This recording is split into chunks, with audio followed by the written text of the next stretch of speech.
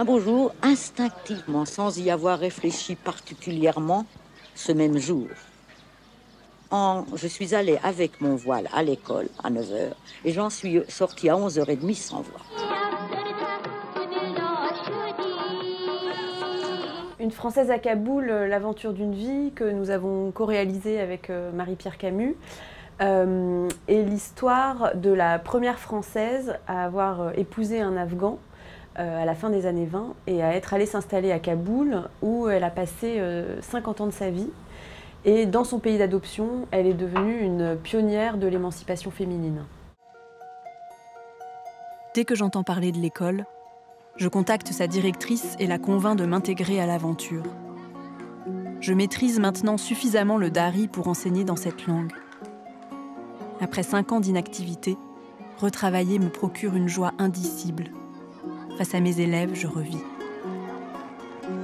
Très souvent, en fait, les documentaires, qu'ils soient audiovisuels ou radiophoniques, en fait, sur l'Afghanistan, commencent au milieu des années 60, en général vers 64, et nous qui est en fait la date de fin de notre documentaire. On commence en disant voilà, souvent les femmes ont été en mini-jupe à Kaboul, mais nous ce qui nous intéresse c'est mais comment on en est venu à ce qu'elles puissent être en mini-jupe dans Kaboul. Donc on regarde vraiment ce qui s'est passé avant, c'est-à-dire entre les années 20 et les années 60, ce mouvement de balancier en fait qui est fréquent dans l'histoire de l'Afghanistan entre des périodes d'ouverture et des périodes de fermeture.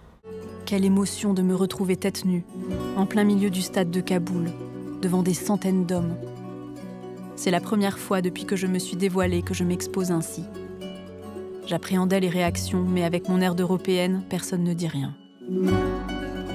Je suis alors gagnée par la joie, l'espoir pour les Afghanes, la fierté aussi. Les enfants rencontrent un succès fou. Les bravos frénétiques sonnent comme autant d'encouragement à poursuivre notre combat. Elisabeth, après ce dévoilement, passe à l'action au début des années 40. Elle est très marquée par la pauvreté de ses petites élèves dans l'école de filles, où elle est enseignante.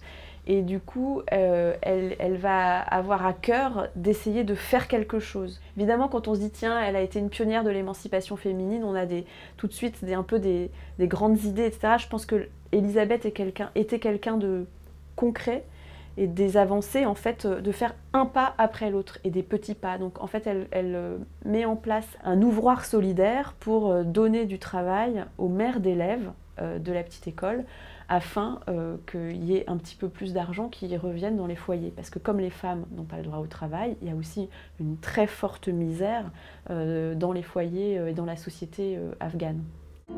À partir de la création de l'Institut, en octobre 1943, Elisabeth va initier pendant une quinzaine d'années de nombreuses actions en faveur des femmes, repoussant toujours plus les limites qui les entravent.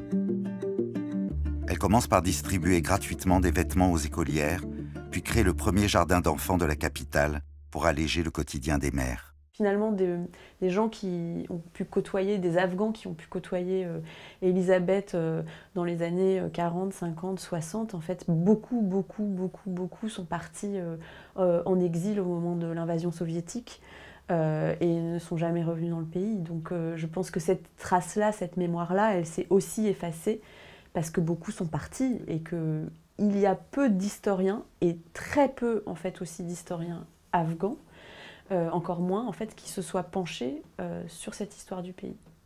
Donc d'une certaine manière, c'est un chantier qui reste à faire, qu'on ouvre et on espère voilà, que par le film, sa mémoire puisse perdurer. Les écoles de filles sont maintenant nombreuses.